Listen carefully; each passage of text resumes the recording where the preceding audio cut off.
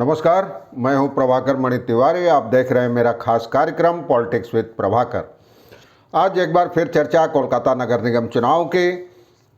कल मैंने आपको बताया था अपने रिपोर्ट में कि बाकी तमाम राजनीतिक दलों ने अपने उम्मीदवारों की सूची जारी कर दी है, लेकिन बीजेपी अब तक सूची जारी नहीं कर सकी। अब सोमवार को बीजेपी ने भी अपनी सूची जारी कर दी है। एक बहुत पुरानी कहावत है कि देर आयत दुरुस्त आयत। शायद बीजेपी को भी अब इसका एहसास हो गया है, इसलिए उसने पुरानी गलतियों से सबक लेते हुए इस बार कोलकाता नगर निगम चुनाव में उम्मीदवारों की सूची तैयार करने में पुराने चेहरों पर ही भरोसा जताया है। आपको याद होगा, विधानसभा चुनाव के समय पार्टी ने तृणमूल कांग्रेस और सीपीएम से आने वाले लोगों को टिकटों में तरजीह दी थी। नतीजतन पार्टी में दो गुट, नया बनाम पुराना का झगड़ा शुरू हो गया था। दो गुट बन गए थे और इसका खामियाजा पार्टी को भुगतना पड़ा था। तो इस बार कयास लगाए जा रहे थे कि पार्टी शायद दोबारा वैसी गलती नहीं करे, पुराने चेहरों पे ही भरोसा जताए। तो पार्टी ने बिल्कुल ठीक वैसा ही किया है। पुराने चेहरों में मीना देवी पुरोहित और सुनीता झंवर जैसे पुराने चेहरों पर ही भरोसा जताया है। आज उसी का जिक्र करूंगा, बीजेपी की सूची का, और क्या कहा सूची जारी करते हुए पार्टी प्रवक्ता समीक भट्टाचार्य ने। आखिर तक देखिए और जचे तो इस चैनल को सब्सक्राइब करें, मित्रों परिजनों के साथ शेयर करें और घंटी का निशान भी दबा दें।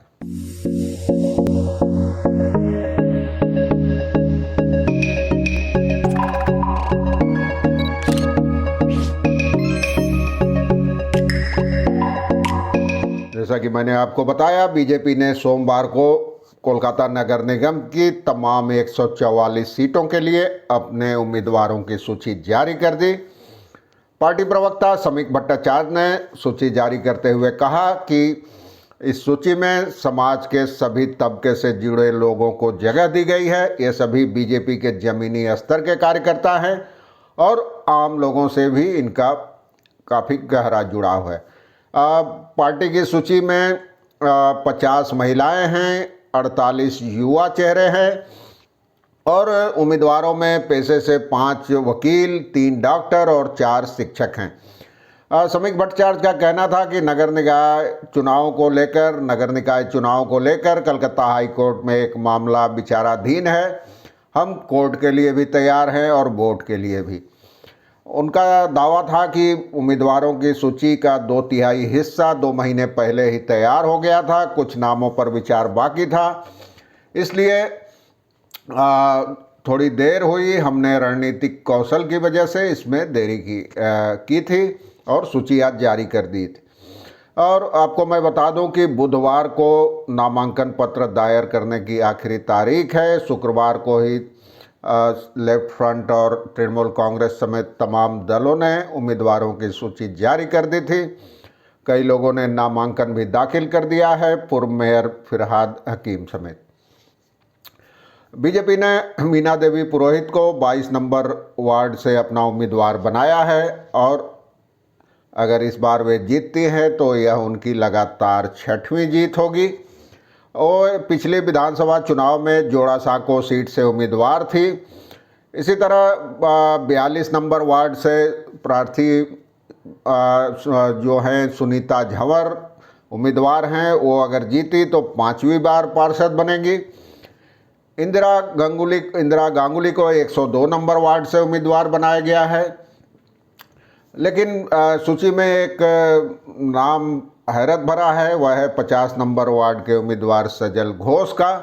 पिछले विधानसभा चुनाव से पहले वे टीएमसी से बीजेपी में गए थे और बीते 12 अगस्त को मुचीपाड़ा थाना इलाके में एक झगड़े के समय उनको पुलिस ने गिरफ्तार भी किया था।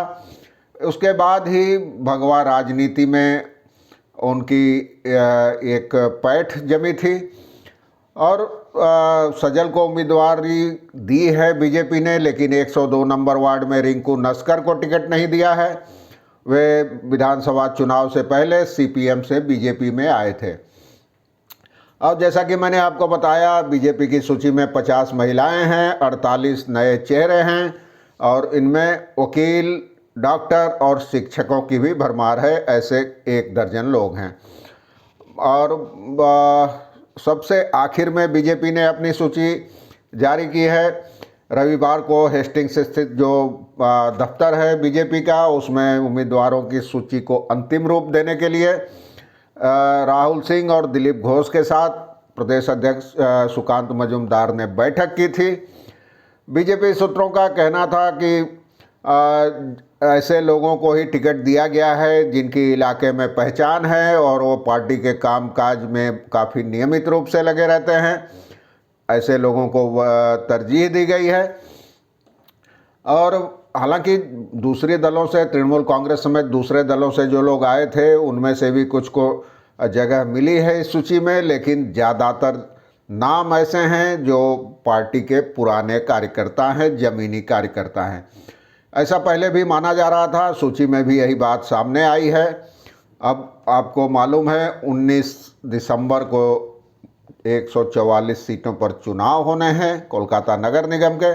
इसे मिनी विधानसभा चुनाव कहा जाता है। मैंने आपको पहले भी बताया था कि यह चुनाव बीते साल 2020 में ही होना था, लेकिन कोरोना के कारण यह टाल दिया गया था। हावड़ा नगर निगम समेत 100 से ज़्यादा स्थानीय निकायों के चुनाव अभी तक बाकी हैं। कोलकाता नगर निगम के बाद सरकार समयबद्ध तरीके से उन चुनावों को कराने पर विचार कर रही है। अब बीजेपी की सूची जारी होने के बाद नामांकन पत्र दायर करने का सिलसिला भी तेज हो गया है और बुधवार को यानी परसों आखिरी दिन है। उसके बाद शुरू होगा चुनाव प्रचार का दौर। तो देखते हैं अब कौन कितने पानी में है, ये तो 21 दिसंबर को ही पता चलेगा। फिलहाल बीजेपी भी अब सूची जारी करने के साथ ही टक्कर देने के मूड में आ गई है। आज के लिए बस इतना ही। धन्यवाद, नमस्कार।